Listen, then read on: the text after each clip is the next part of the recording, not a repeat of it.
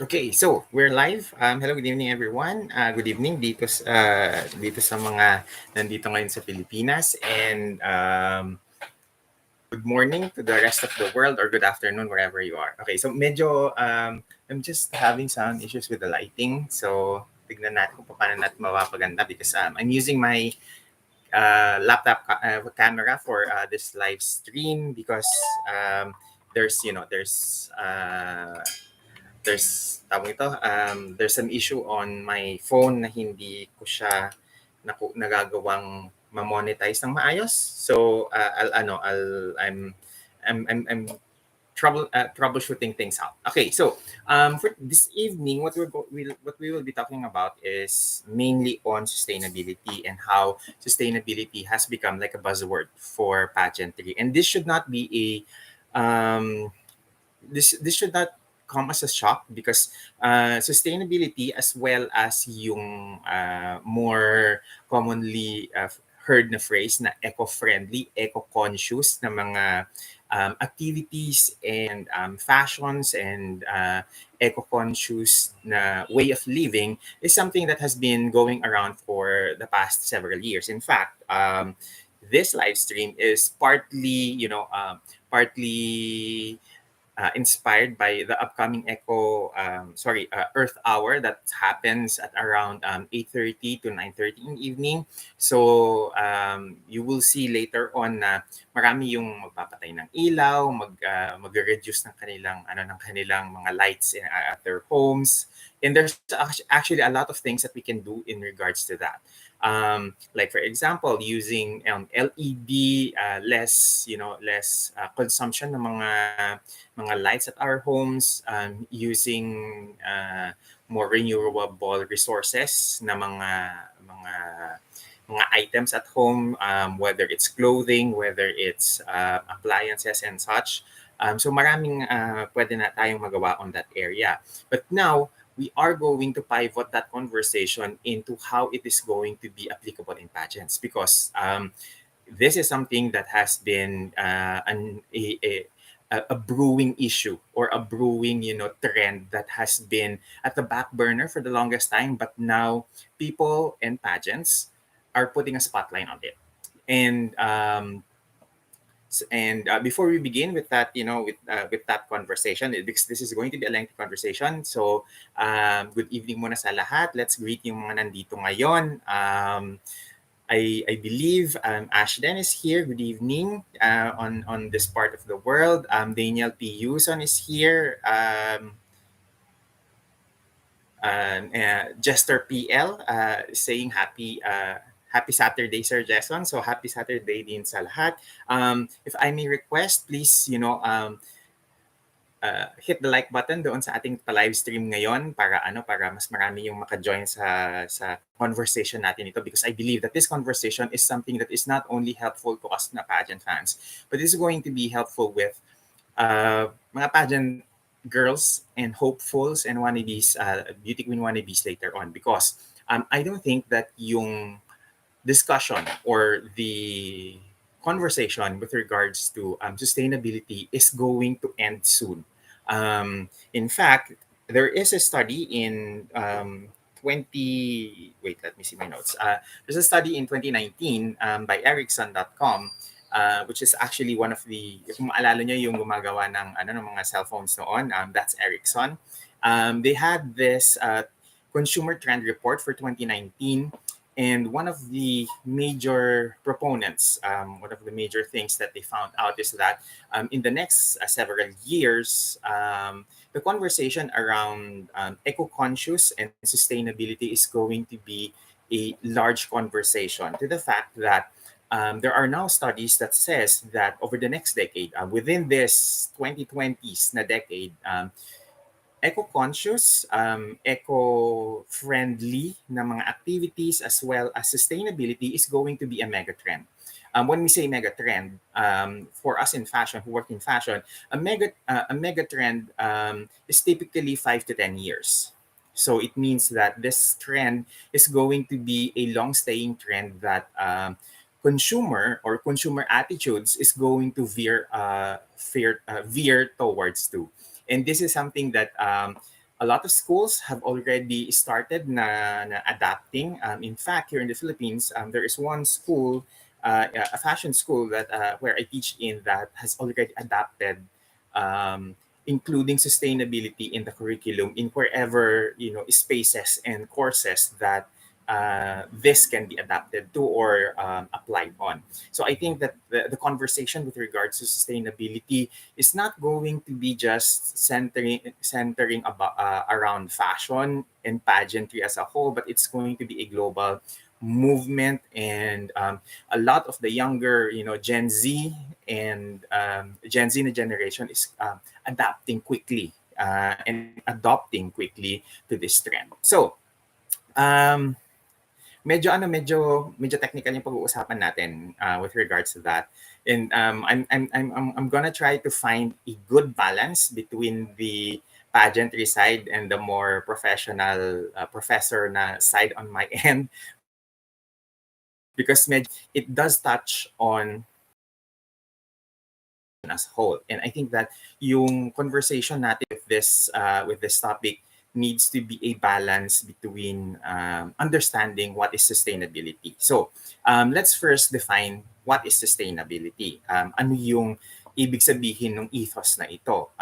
By definition, sustainability means meeting our own needs without compromising the ability of future generations to meet their own needs. Sustainability is a societal goal that relates to the ability of people to safely coexist on Earth over a long period of time, which means that when it comes to the conversation of sustainability, we have to understand that it is a balancing act of resources versus consumption. And this balancing act is centering around renewal versus depletion of the resources. Because at this moment, the attitudes on consumerism, yung attitudes natin sa pag-consume ng whether it's food, whether it's land resources or water resources, or even clothing, as in general, is that our rate of consumption outpaces yung rate of renewing these resources. So ang nangyayari nito, we are borrowing the natural resources that we have at a rate that by the time that the next generation or the next 5 generations that come after us, wala na silang wala nang naiiwan na resources for them. And it is the balancing act of consuming just enough, at the same time renewing the resources that we consume in a manner that may equilibrium, na yung kinoconsume natin, ganun din yung the same rate ng renewal ng mga resources na ito. So yun yung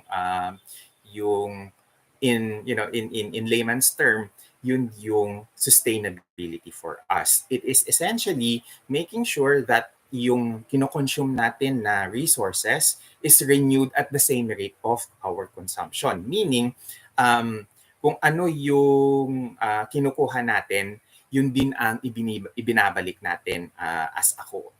So it is, na-maintain yung what comes in or what comes out is the same level and amount of what comes in. And magandang pag-usapan ito in the realm of pageantry because pageantry and fashion goes hand in hand. I think Ashden, yung sinabi dito ni Ashden about medyo about sustainability being relevant, pero yung attitudes and the way that we show how we do it, how we support it is still lacking. How we manage it, how we manage yung rate of consumption versus yung rate of understanding, medyo hindi pa balanse. So yun yung pag-uusapan natin, and how are we going to make sure that yung mga candidates natin, yung mga Binibining Pilipinas hopefuls natin, yung mga Miss Universe hopefuls natin, yung mga Miss Earth hopefuls natin have an understanding on this very relevant na topic. Okay, so let's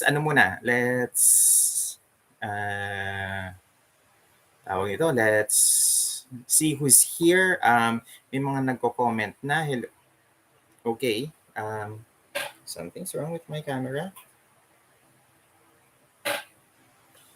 Why? Okay. May nangyari hindi ko naintindihan doon. Something happened. Biglang nag-dilim yung aking ano. Anyway, as I was saying, let's see who's here. So nabanggit ko na si Ashden is already here. Daniel P. Yuzan, hello, good evening. Jester PL is also here. Maria says good evening. Good evening din sa'yo, Maria. Fan is also here. And tawag ito, welcome to the welcome to the live stream this evening. Okay, so kung marami sa inyo nagtatanong, where is this conversation coming from? Saan nanggagaling itong topic na ito? And how does it affect yung mundo natin in pageantry? Sustainability, as I've said earlier, in pageants, in the context of pageants, it started around 2000. And this is with the establishment of the Miss Earth organization, the Miss Earth pageant. And this is actually the very first the pageant that focuses on environmental awareness, climate change, understanding yung role of the relationship of humans and the Mother Earth and our Mother Earth, and the way that we consume our resources, and understanding yung carbon footprints natin. Miss Earth is very unique in that sense because it is the first among all these national and international pageants who advocates for the 3 R's: reuse, recycle, and reduce, reuse, and recycle. So this is unique in that sense that up until now, marami nang naglilipa ng mga minor pageants na advocating for the same thing. You have Miss Eco International, and then lately we also have this Miss Ecology International, and maraming mga nagsusulputan na mga smaller na mga pageants that advocate for such. However, yung attitudes ng pageant industry as a whole has been very minimal when it comes to that aspect. The way that we treat and the way that they adapt sustainability in their practices has been very minimal. In fact, only around the year 2009 have Miss Universe started to adapt yung green ethos na matawag, and it's because of NBC Universal's green initiative, wherein the Miss Universe organization partnered with Diamond Nexus Labs for their lab grown na mga diamonds for their crowns. And itong partnership nito hindi nagtagal because several years, it probably took only maybe around 3 to 4 years bago sila nagpalit ng crown maker. And then it's only during last January that they've added again yung sustainable na brand in their sash maker into their pageant. So medyo on that hand, medyo lacking yung Miss Universe in terms of their participation with the eco-conscious na ethos. However, smaller incremental na smaller na mga efforts like this is acceptable simply because hindi masyadong popular or hindi masyadong ginagawa ito ng larger na pageant industry, and therefore small incremental steps is much better than none at all, diba? So with this conversation, we've seen that the Miss Universe organization during their NOLA edition crowned the top two na winners are actually mga designers who are practicing, in their different ways, yung sustainability na ethos.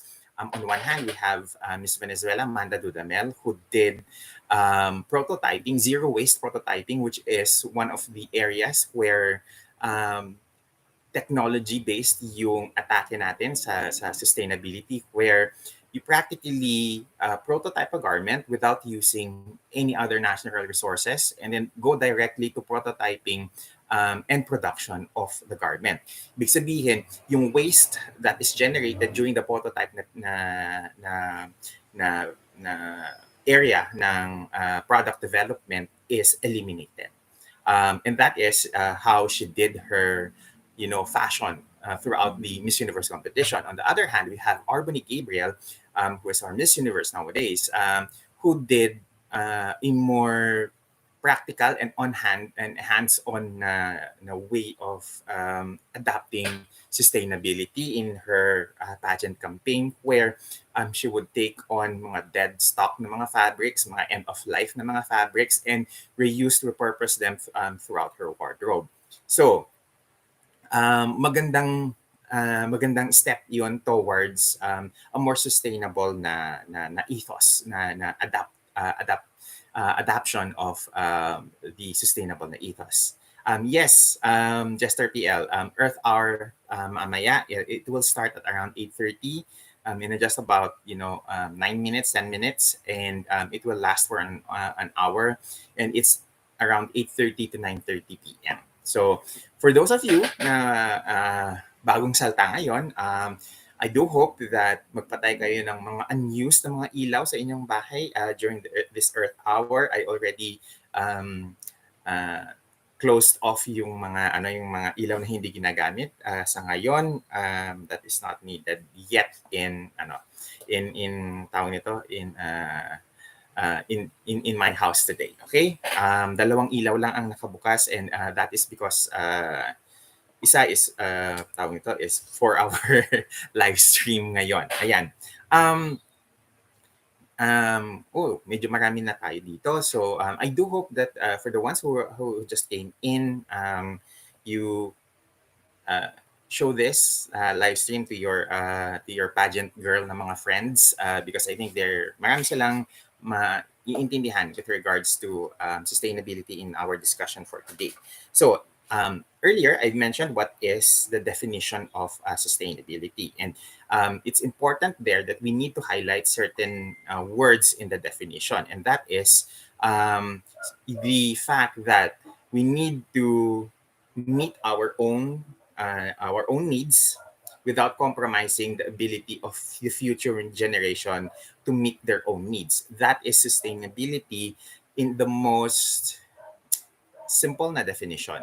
However, the very legal, technical na definition is not yet agreed upon, because there are different levels on how each country, how each legislative body defines what is sustainability. However, we can agree, though, that sustainability at its essence needs to be a balancing act of managing our resources versus our consumption of resources, so that we don't deplete the future generations of these opportunities to make use of these natural resources for their own needs.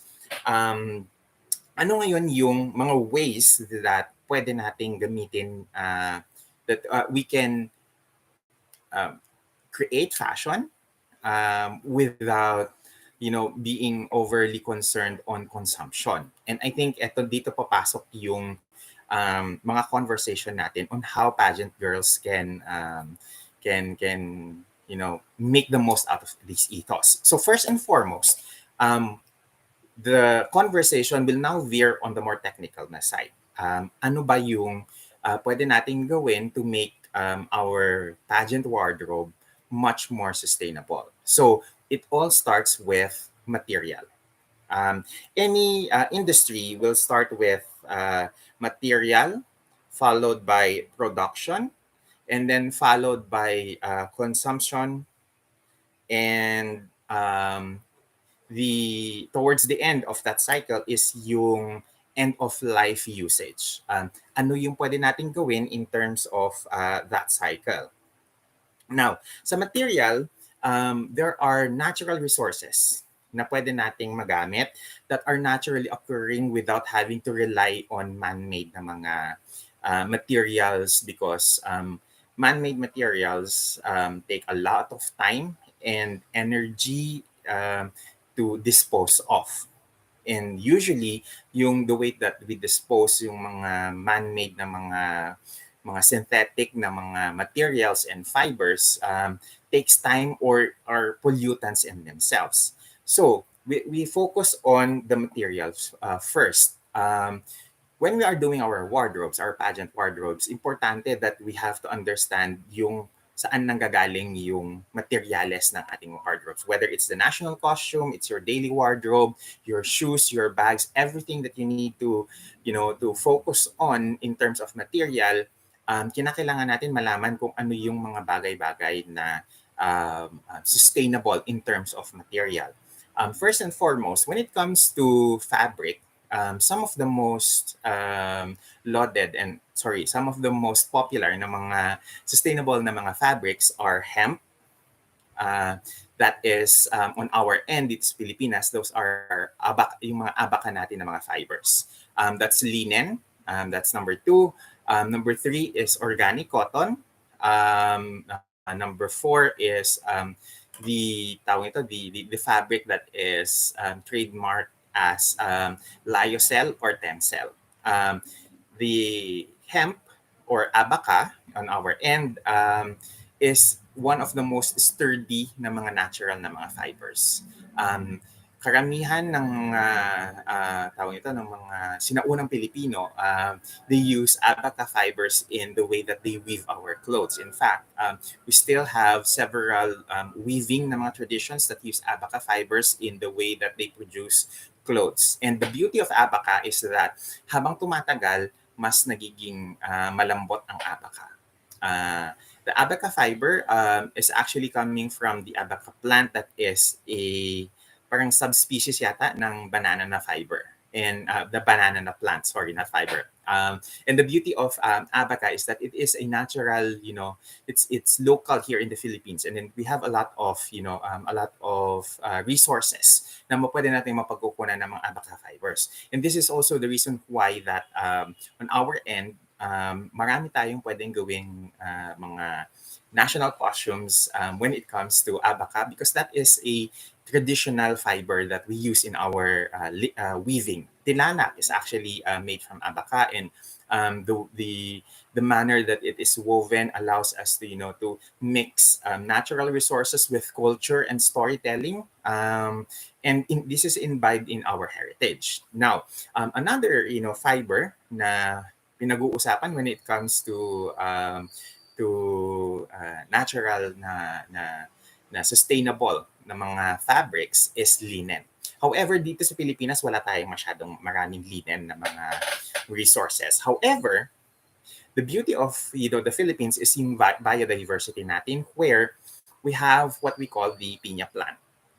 And piña is one of the most luxurious na mga natural na mga fibers that is naturally occurring, that is a byproduct by the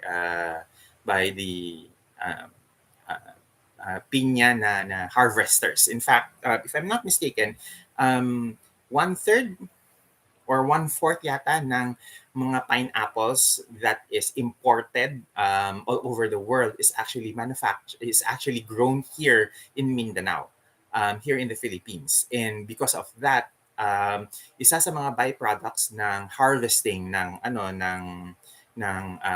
pineapple na fruit is yung pineapple na leaves, and we are able to take over yung byproduct na yon, yung mga leaves, and use them for pineapple for piña fabrics.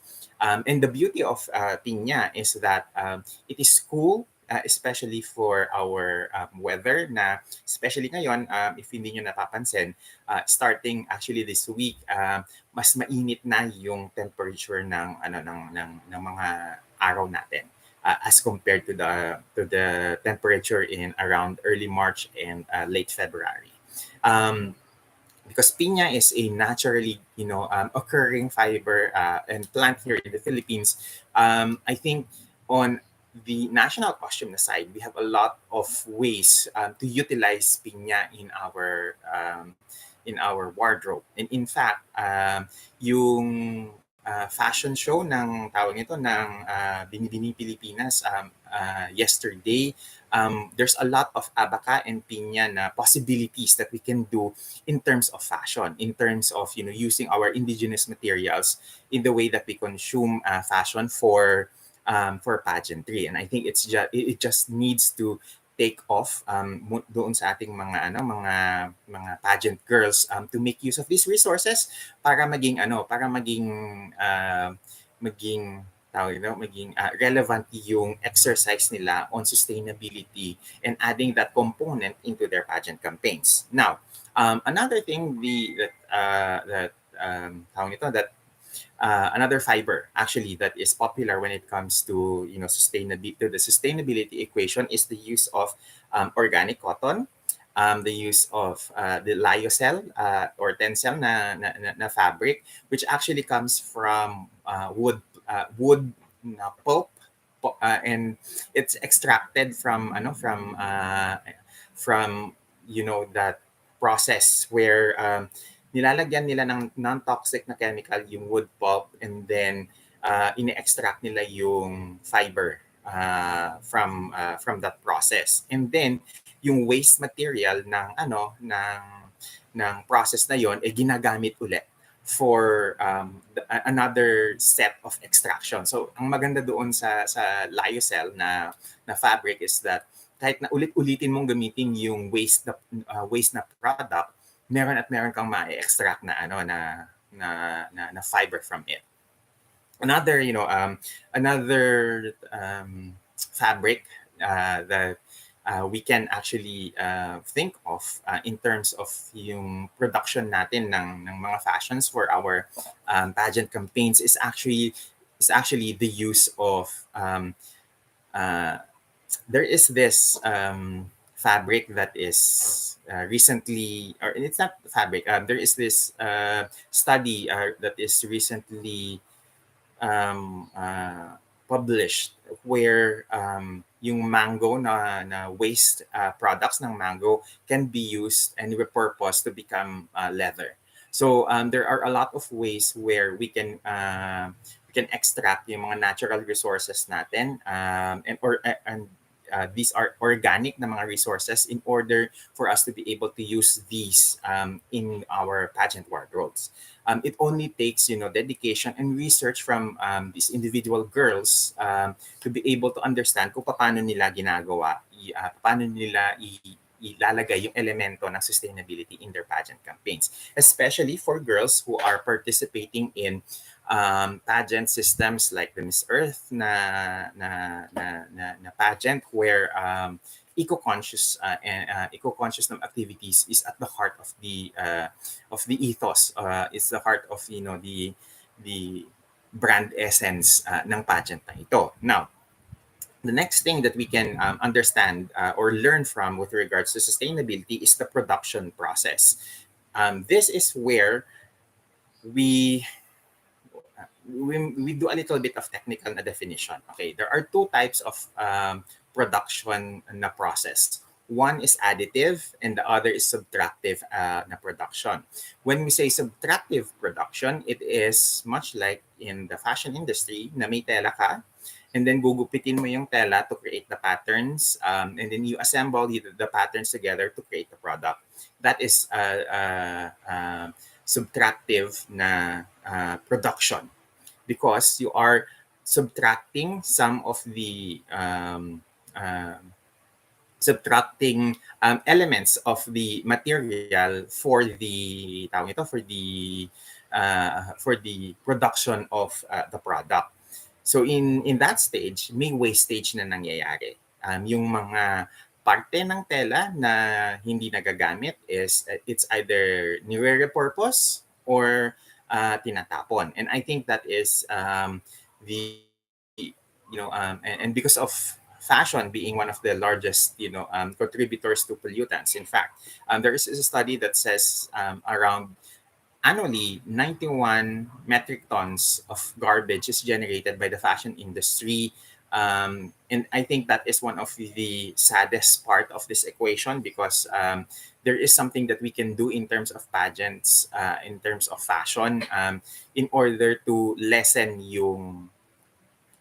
tawag ito, to lessen yung ganong kalaking wastage.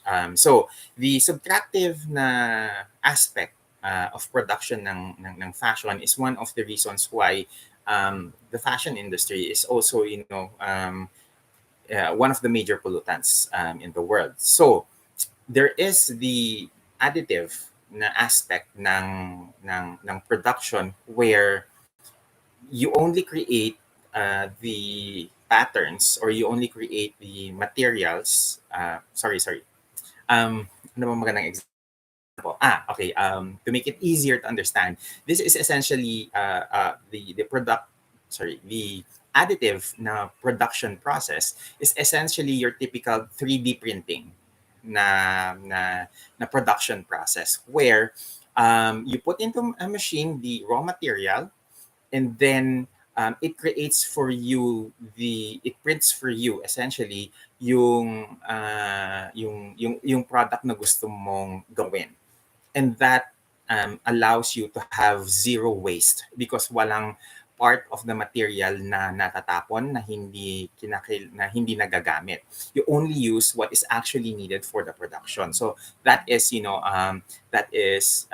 by definition, a zero waste na manufacturing na process. So on the third step of the cycle, of the material, the production, the consumption, and end of life na cycle, you have the consumption na side, wherein as consumers of fashion, pageant girls can educate everyone about making sure that the clothes that we consume, that we buy for ourselves, are used longer. Dito pumapasok yung I think yung nabanggit kanina ni who was it, Ashden, about recycling, yung nire-redesign or nire-repaso yung mga clothes. And dito tayo nagkakaroon ng issue before, because in the 2000s, nauuso yung recycling sa binibining Pilipinas na mga wardrobes.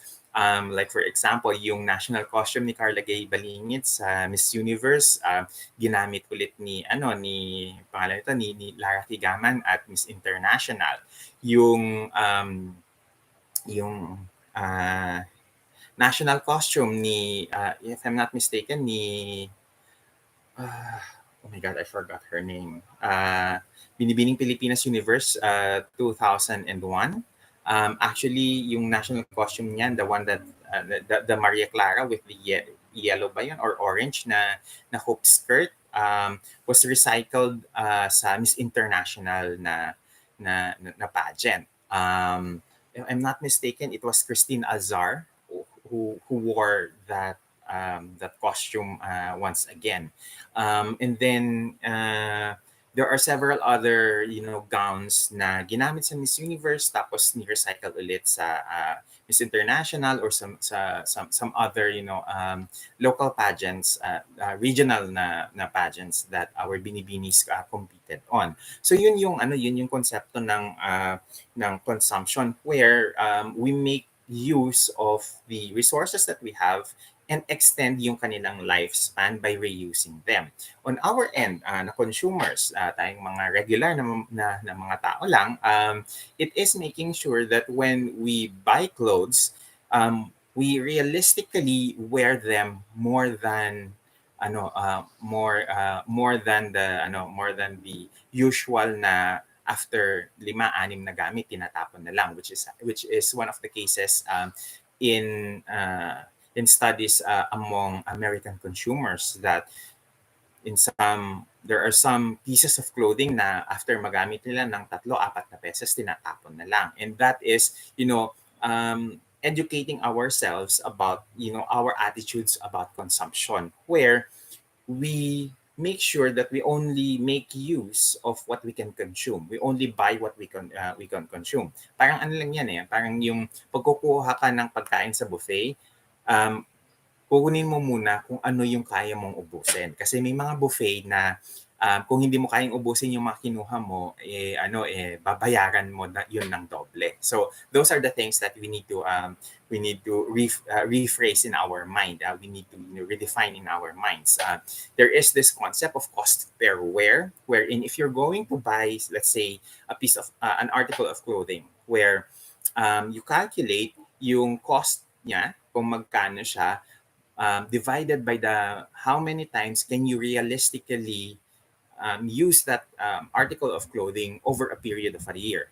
If umabot sa 10 pesos yung calculation mo by dividing, for example, it's a it's an article of clothing that is would cost you maybe around 100 pesos, for example, and then you can only wear that article of clothing for, let's say, 10 times a year. Then ang magiging cost per wear niya is 10 pesos every time that you wear that piece of item.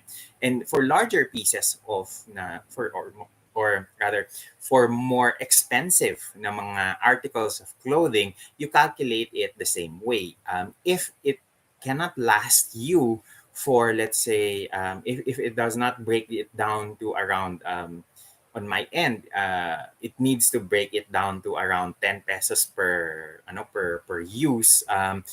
It means that I am able to buy an article of clothing that is able to last me longer, na nagamit ko siya ng mas matagalan, because umabot na sa 10 pesos lang yung article of clothing na yon. So for example, if that article of clothing is, let's say, 1,000 pesos, and I am able to wear it like 100 times in the span of a whole year, aabot na lang yung cost per wear niya to around 10 pesos. So that means that sulit yung article of clothing na yon, because I am able to extract the most number of usage from it in a span of a year. So ito sana yung isa sa mga naiintindihan at magawang paraan ng mga pageant girls natin in terms of fashion, that there's a lot of ways that you can style a garment together, put together separates that work together and can last longer in terms of usage. Kasi ang napupuna ng karamihan with regards to the fashion to the pageant industry is that one time nagamit lang and then that's it. I think there is a need to rethink the way that we consume clothes, especially on the fashion on the fashion sorry on the pageant na side, so that fashion becomes something that makes sense for these girls. Kasi karamihan ng mga designers, kapag nangangailangan si isang pageant girl ng isang item of clothing, gagawa ng panibago. And I think that is an attitude that we need to start to pivot around on. Kasi we need to make sure that pageant girls can still make use of this article of clothing in other ways, whether you repurpose it, restyle it, you re-embellish it. There are many ways that you can start with a simple article of clothing and then end up with an upgraded level of that. Dito magaling si Arbony Gabriel, where kaya niyang i-restyle yung mga tawag ito, yung mga article of clothing niya by cutting, by embellishing, by adding treatments to it. So ito yung sana isa sa mga pwedeng gawin ng mga pageant girls in terms of in terms of sustainability on the consumption side. We need to rethink the ways that we consume fashion in order for us to be able to extend for longer yung lifespan ng mga clothes that we have, because there is a study that says that around 85% of the clothing that is produced in the world only ends up in in landfills.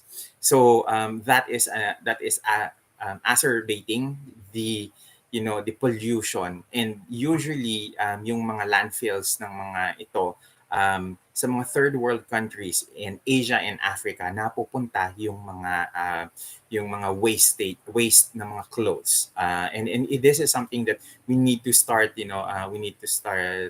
changing, because this is not helping yung countries na yon, because it only perpetuates yung poverty on that in that cycle. Okay, and then the next is yung end of life ng mga garments. This is where either we will repurpose our garments. Ito yung parts na uh, when we say end of life, ito yung hindi mo na pwedeng gamitin yung mga damit na ito. So it's either that you repurpose it to na maging basahan, or you take elements from it. Like for example, kung may magaganda siyang mga botones, meron siyang mga magagandang mga borda, meron siyang magagandang mga beadwork attached to it, you can actually take out and remove those elements, and then repurpose those, what you can salvage from these articles of clothing, and reuse them in another article of clothing. And I think, yan yung part na recycle and repurpose na part ng 3 Rs. It is where we are taking elements from, or not just elements, but large quantities of salvageable na material from our clothes, and reuse them, repurpose them for new things. Like for example, meron kang gown that is made out of lace, and it's been damaged because sa katagalan or sa kakagamit sa item na yon. May mga parts na nag-fall off, or hindi na pwedeng gamitin dahil structurally damaged na yung item. So what you can do as a designer or as a pageant girl is that you can make use of the remaining lace on that garment, and repurpose that into something else that you can reuse for your other parts of your pageant wardrobe. So I think yung conversation na yon is very important, because we need to be more mindful of our carbon footprint nowadays. And yung understanding natin on sustainability needs to be more wider, and we need to learn more about it, dahil karamihan sa atin hindi natin nakikita yung damage that our carbon footprint creates. Okay, and I think this is a very relevant na issue ngayon, because of the fashion show ng Binibining Pilipinas yesterday, wherein Binibining Pilipinas had a sustainable fashion show with new designers, emerging na mga Filipino designers who are local brands and sponsors that you know that push the conversation forwards in terms of sustainability. That is also the reason why we have Aishi Fashion as the new footwear provider for Binibining Pilipinas, and sila yung isa sa mga pinush na mga sustainable brands, aside from yung mga tawag ito, yung mga designers that showcased their fashions and their wares in their designs during that fashions. We had Pinay, we have Couture ni Jean, we have designers like Ross Cuevas, Adam Balasa, and sino pa ba? I think James O'Brien and Christine Lam. Wait, let me see yung mga listahan.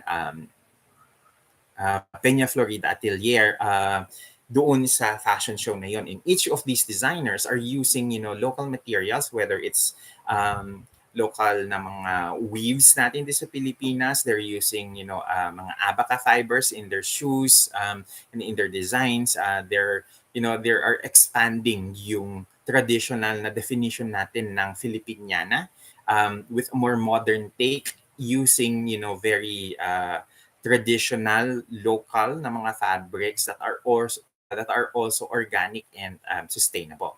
So yun yung ikinaganda nung fashion show ng Binibining Pilipinas yesterday, because Binibining Pilipinas, as opposed to, let's say, Miss Universe Philippines. Miss Universe Philippines kasi medyo may pagka-alta, very alta, very exclusive yung lifestyle or yung image that the Miss Universe Philippines portrays. And for regular na mga Filipino fans or regular na mga Filipino people, they are not something that they can relate to. They're not, we're not all into luxury designer label na mga brands, like what Miss Universe Philippines seems to be leaning towards too. With Binibining Pilipinas, they are more accessible.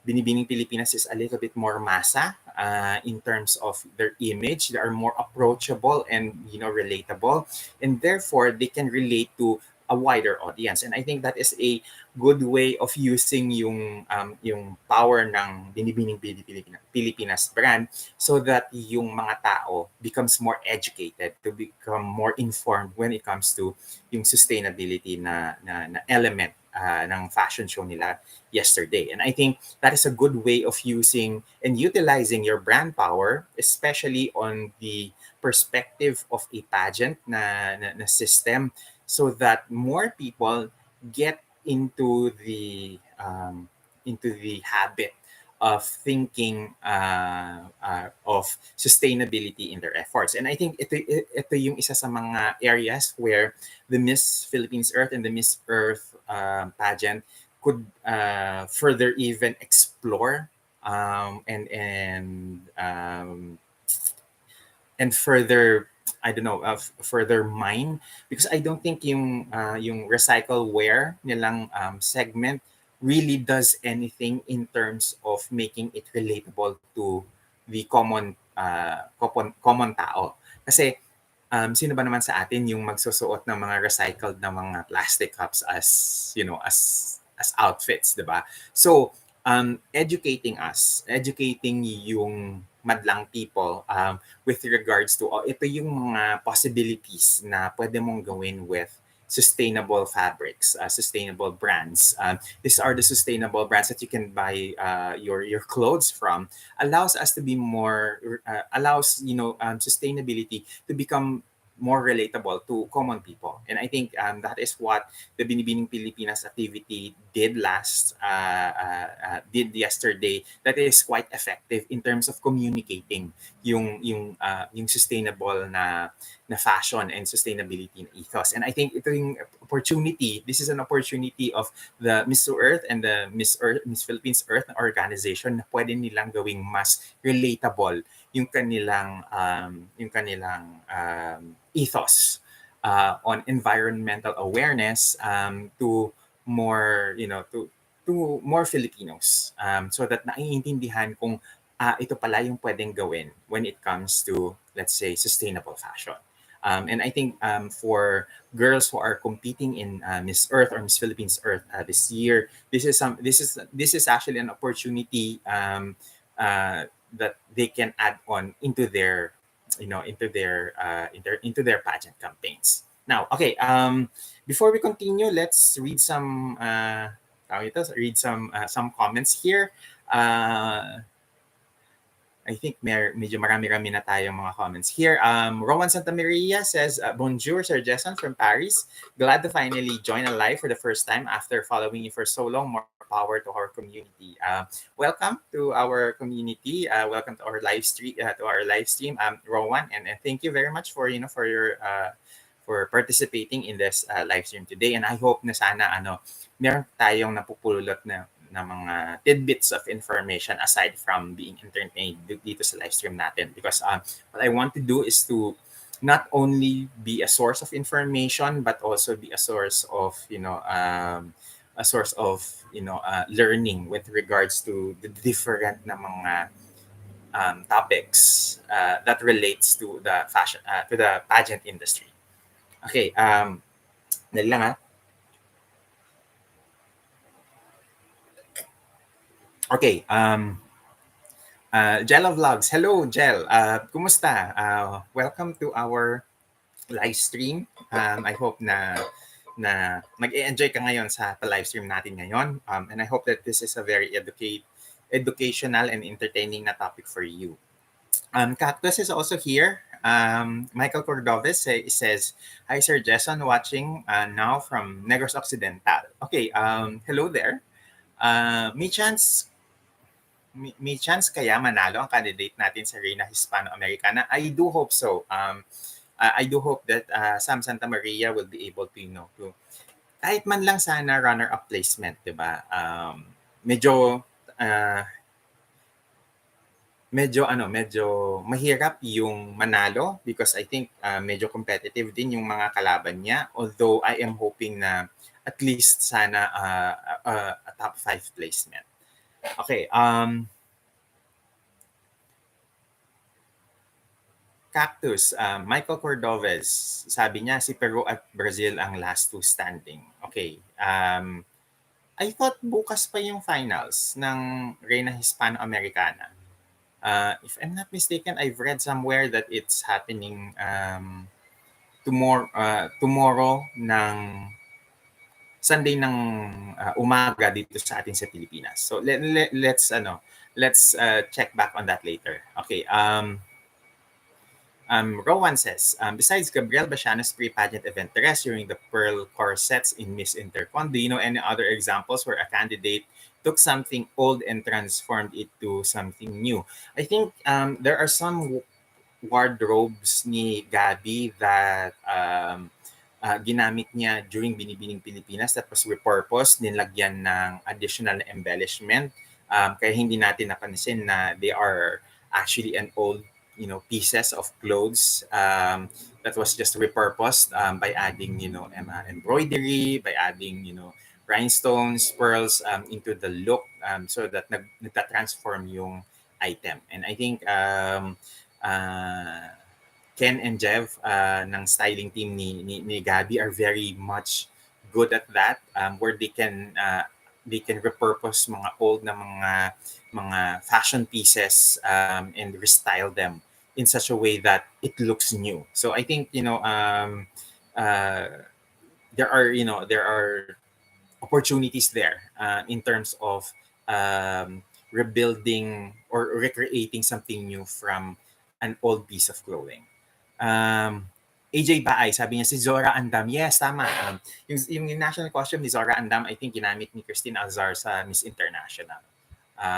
Tapos I think may nagsabi sa akin before that yung national costume na yon parang inamag na or nagkaroon ng moth damage kaya hindi na siya magamit ulit, and I am very sad because ang ganda ng national costume na yon na pwede pa sanang magamit. In fact, there are several other no. There are some Binibining Pilipinas gowns na I thought pwede pang gamitin ulit, na pwede pang i-repurpose. And I think I did a article on that on my blog around 3 years ago. There. Rodvin Fiel, hello. Good afternoon. Good afternoon. Good evening. Hello, Rodvin. Medyo late ako nag-attendance ngayon because I jumped right into the conversation with regards to the sustainability na pinag-uusapan natin because I think medyo mahaba-haba yung kinakailangan natin na paggugulan na pansin on that with regards to the live stream today. So sorry for the late na attendance natin. Halos isang oras na tayo nagsasalita dito saka pa lang tayo nag-a-attendance. Okay, Rowan Santa Maria again, sabi niya, he's responding to Dorothy V. Jones na comment. Sabi niya, super interesting. I suddenly thought of Aya Bisamis wearing Desiree Verdadero's Miss Universe gown for a Binibining Pilipinas event, if I'm not mistaken. That's a good thing because yung tawag ito, yung gown ni Desiree was created by Renee Salud, and it was actually exhibited at one point na that design actually is a little bit very hindi naman masabing hindi po mo masabing classic, but it's not also dated. That design kinds of transcends time for some weird reason. Kasi it's printed, it's very colorful, but at the same time, you cannot exactly pinpoint if is it a 90s na design, it is an 80s na design, or it is a vintage inspired na design that can still be worn nowadays. I think that's the beauty of that piece. And there's a lot of things that that we can do in that aspect where old na mga pageant gowns can be repurposed and reused in today because nauuso yung mga vintage pieces. Ayan. Dorothy V. Jones, sabi niya, it is an imperative to have a sustainability cause or just even materials when joining international pageant nowadays. Would reusing a gown used by a candidate's mom fall under this category? Okay. On that end, I think, Dorothy, there are ways to modernize a design. There are ways that we can take something that is old, that is vintage in essence, and then take elements from that and repurpose that into a new, more modern take of an old design. Kasi yung mga fabrics that are used, in the 1980s or 1970s, there is an interesting feel and look to it na pwede pa natin silang i-repurpose ngayon. Tastasin natin, make a corset out of those gowns or make a new gown out of those old gowns by removing yung mga areas na either stained or damaged na hindi na pwedeng gamitin. And then repurpose them for, let's say, a new dress, a shorter dress, or a top or a blouse or a skirt or a bottom. So there are many ways to skin that kind of cat. Kinakailangan lang imaginative, creative yung designer na magha-handle because kinakailangan on his head or her head, that designer is able to imagine the possibilities in taking in that kind of dress.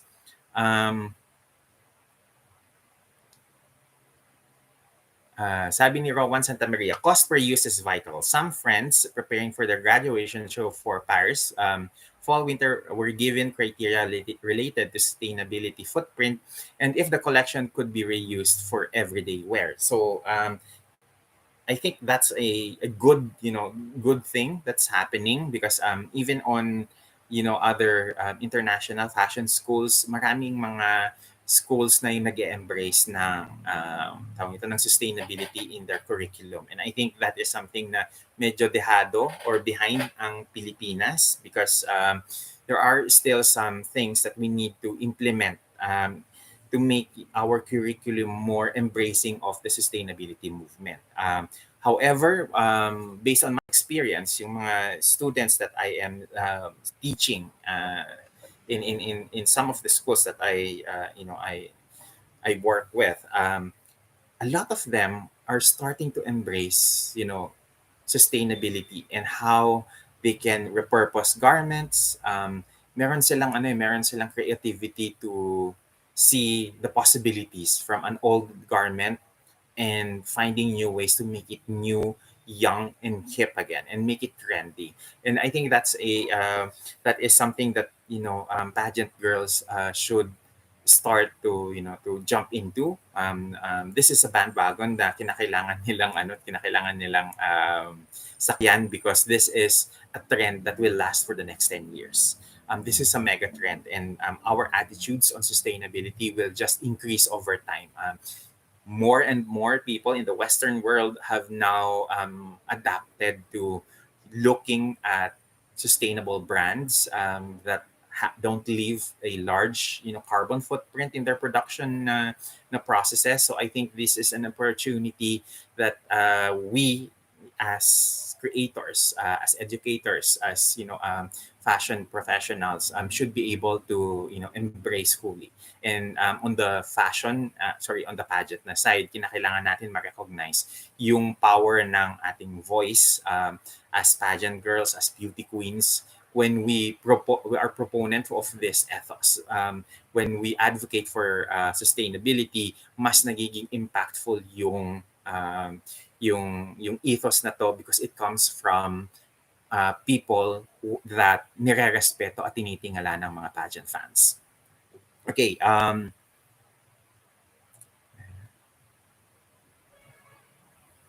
Ashden. I remember yung nag-compete si Bea. I think that's Bea Luigi Gomez. So Miss Universe. Her daily outfits were from previous queens, pero this was not the case with her successor. Yes, I think there was, there was a flack that was given to Bea because of that, but it was not communicated well with with the way her pageant campaign was created. Ito yung part ng ano na medyo nakaka-frustrate because the intention was good, but it was not communicated well that um, sustainable na and reusing ng mga clothes is something that is built into her campaign, and I think that diyan nagkaroon ng issue before with regards to the way that she's styled, because not even I was not aware about how how she is how what she is trying to communicate with her styling. And I think this is a clear miscommunication or misstep on her and her stylists na end, because you need to communicate clear what are your intentions. You can always naman repurpose and reuse mga styling pieces, mga clothes, but make it modern, make it new to the eye of the fans. Kasi ang tinitignan natin dito is that we want that something that it's old is repurposed and restyled to make it more modern, make it more relevant. Because styling choices in the last 5 years or 6 years or even 10 years might not look um, on point or might not look on trend nowadays. So it is the stylist and the pageant girls responsibility to bring it up to date, to make the styling of those classic na mga pieces to look more modern and relevant to today's trends. um Nasaan na ba to? Saan na ba to? I think it's Dorothy V. Jones. I'm reminded of Sophia Loren's grandma using pink curtains to sew a gown while her mom painted her shoes white so she could join a pageant at an early age. Though not sure if that's sustainable. Actually, sustainability can be defined in different ways. This can be something like that. Instead of purchasing something new, purchasing and repurposing what is available to you is something na can be considered sustainable. However, yung levels of sustainability niya may vary and may depend on gaano yung width and depth nung activity that's involved. Ashden, although ME and some other pageants promote sustainability, pero di kasi relatable at kulang sa consistency. That I don't think it's consistency, but it's more of yung relatability na factor that you mentioned, but also the way that it is marketed. Dito sa tingin ko kulang ang Miss Earth, yung marketing efforts, because marketing efforts is very important when you are when you are advocating for something that is not very common, or something that is not easily understood, or that's not easily adaptable to the common masses. I think Miss Earth has to be very how to say this, needs to be very strategic in the way that they market yung pageant nila so that it becomes palatable to more people. Kasi hindi naiintindihan ng common pageant fan kung bakit kulang sa glam factor ang Miss Earth. Bakit kulang sa HD factor ang Miss Earth? Bakit walang wala silang nilalabas ng mga glam shots ng mga candidates nila? And kung meron man, bakit it looks like inconsistent from one girl to another. So yun yung I think area that Miss Earth can improve on. Kasi when you are able to communicate yung message mo in a very uh, aligned na language doon sa market that you are serving, that is when your message become more effective. Kasi ang problema kasi sa Miss Earth is that they are making eco conscious, making papahamak tayo. They're making sustainability, they making eco conscious and making natural environmental awareness look cheap.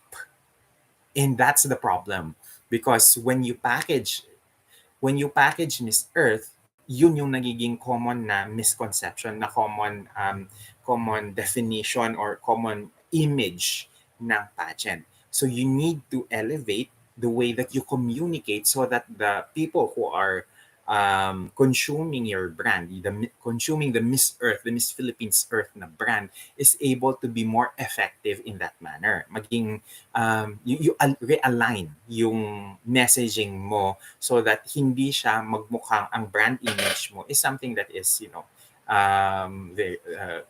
something that doesn't look expensive. So yun yung kinakailangan na ayusin ng Miss Earth, because in terms of advocacy, in terms of the way that they realign themselves with their advocacy, walang problema. In fact, they are the least problematic among the all four na pageants ngayon, na wala kang maipintas except for that one factor, which is the gloss, the taste level na factor.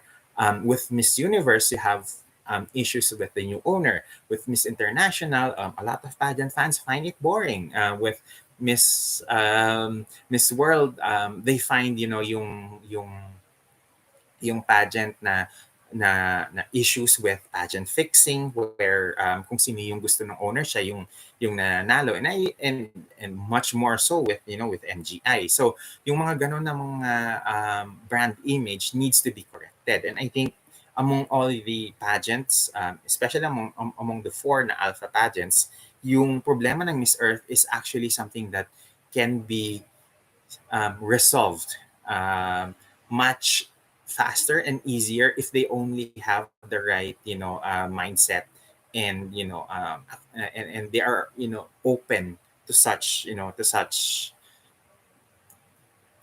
such push. Kumbaga, kung open lang sana sila na to redefine the way that they package their pageant. Ayan. Rodwin Fiel, Sir Jason, yung evening gown ni Miriam Kiambao, I think magwo-work ang mismong gown if used today. Classic kasi. I agree, Rodwin. However, that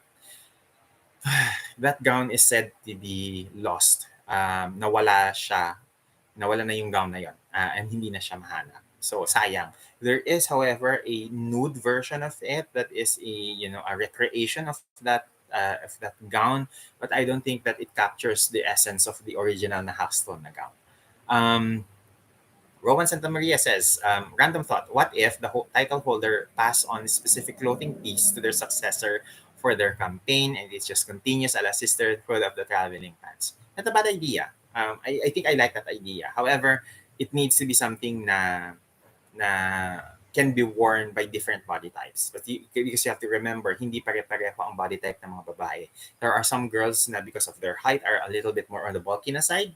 And there are girls na because they're petite, mas skinny yung kanilang body frame. So it needs to be something na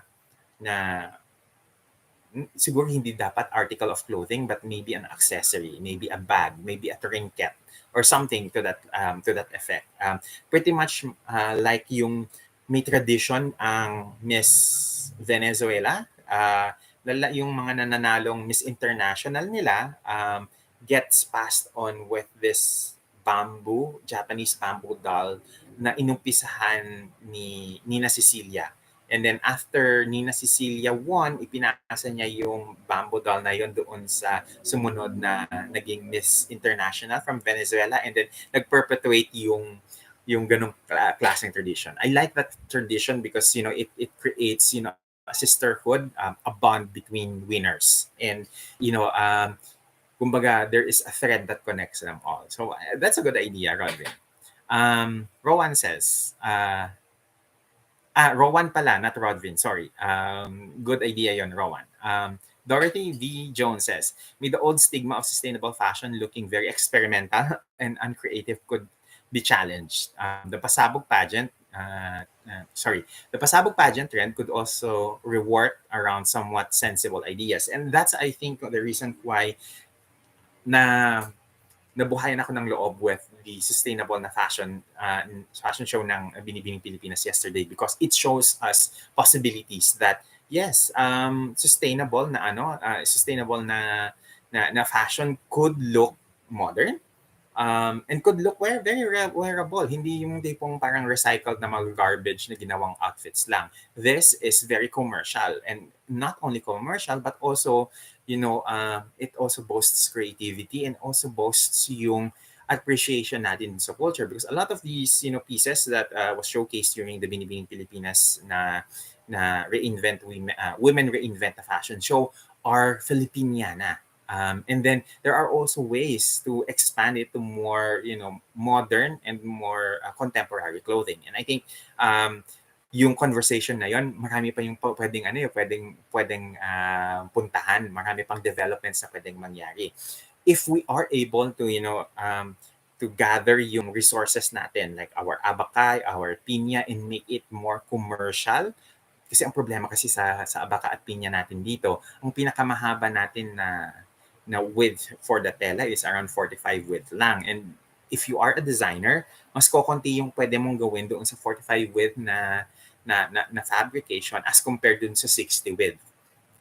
The 60 width is the ideal kasi you can mass produce that without any headache, unlike yung 45 width lang. And I think if we are able to to generate more conversation around textile development, marami pa tayong pwedeng mangyari. In fact, I think PTRI, yung Philippine Textiles and Research Institute natin dito sa Pilipinas, have been very active in that aspect. That is why I think a year ago or 2 years ago, nagkaroon ng exhibit ang PTRI sa Ali Mall with the Binibining Pilipinas na mga girls, wherein pinakita nila yung mga textile developments natin about pinya and abaca silk, combinations of our local indigenous na mga fibers, and what we can do in terms of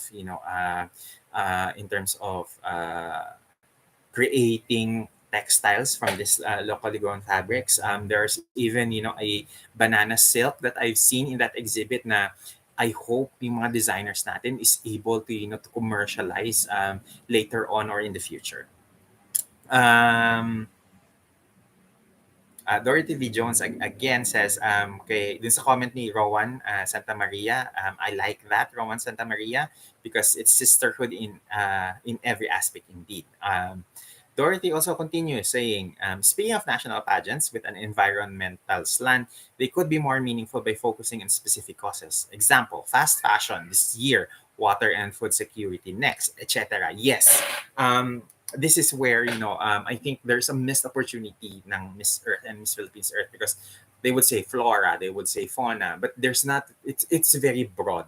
It's very generic. Perhaps if they can condense and focus their conversations with regards to, let's say, flora, but flora that is our endangered flora or endangered fauna in their respective countries, and then narrow down yung conversation with regards to to a video that explains why this is endangered, why this needs to be protected, ano yung mga areas of preservation that is being done by each and governments to protect this wildlife and this flora and fauna, aside from just awareness. Kasi aware na tayo na maraming endangered na mga species, whether it's plant or animals, all over the world, and that these, flora and fauna are dying at a very breakneck speed. The thing is, in order for these campaigns to be effective, they need to make us care about it. Why is this important to us? Yun yung part of the messaging that I think the Miss Earth lacks on, that they can actually expound much better. I think that is, the part that they could make it thematic, but at the same time focused and conversational. Yun yung important na part. Yes, their theme this year is trees. But what about trees? uh, exactly what do you want to communicate with regards to that? Is it like planting trees for the next generation? Is it understanding that majority of our protected na mga forests kalbo na ngayon dahil sa illegal logging?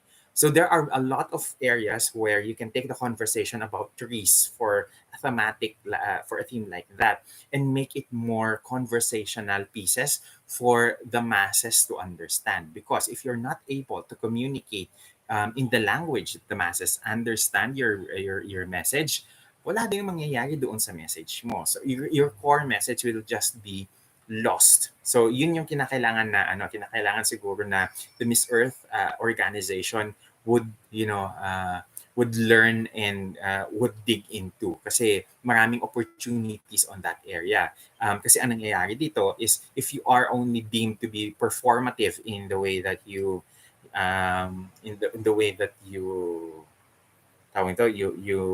deal with your advocacy, yung long-term effects niya walang impact. So you really need to drive in very specific communication with regards to your to these themes, to these specific causes.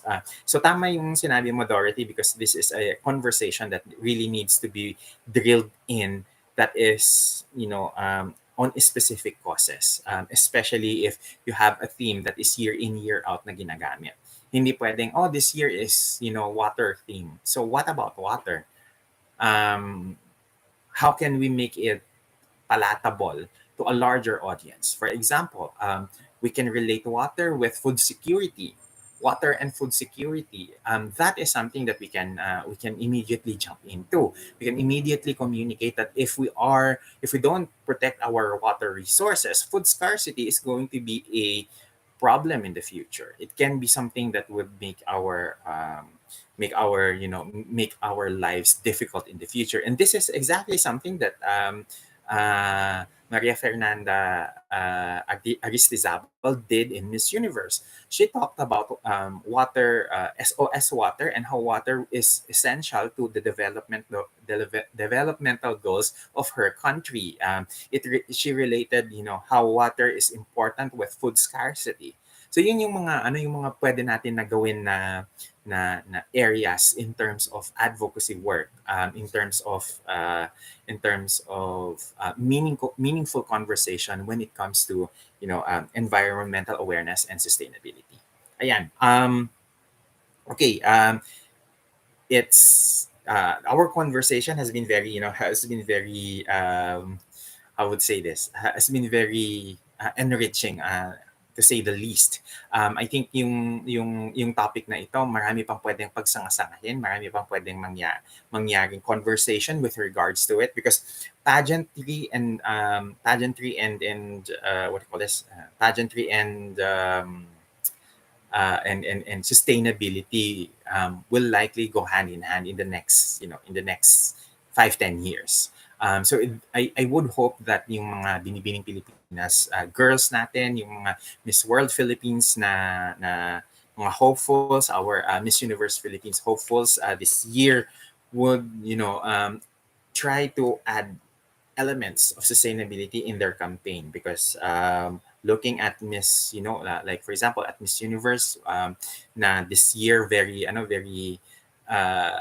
very strong yung messaging nila on sustainability, especially with the top two winners, practicing sustainable fashion. There is a lot of areas that we can, grow in this aspect, especially that Philippine owned ang Miss Earth at Miss Philippines Earth na mga pageants.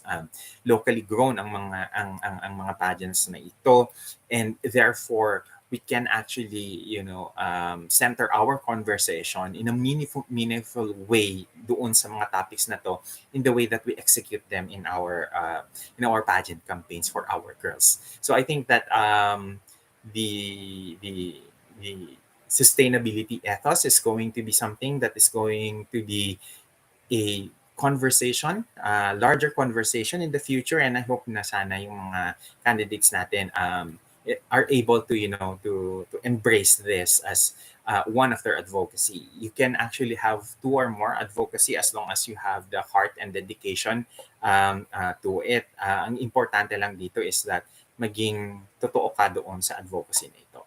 Ayan, I think I have explained everything that I wanted to explain and discuss with regards to this, to this topic. I hope na you can leave comments later on if there are some questions that you might have with regards to this subject, to this topic, and I will try as much as possible to reply to all your messages, to your comments. I hope that everyone is having a great evening, great day today, and have a great weekend ahead. See you in our next na live stream, and I hope na doon sa mga nandito ngayon, you would share this live stream to your friends, and help us to grow this community by liking and following us on YouTube and in all our different social media channels. That's it from me, guys. Thank you very much for listening to this live stream, to this very special live stream dedicated especially for the Earth Hour. We still have like around 4 minutes before the Earth Hour is over. So I hope na you participate in this activity, in the Earth Hour activity wherever you are in the world. Thank you very much for everyone who joined this evening, and see you in our next live stream. Bye everyone, and take care.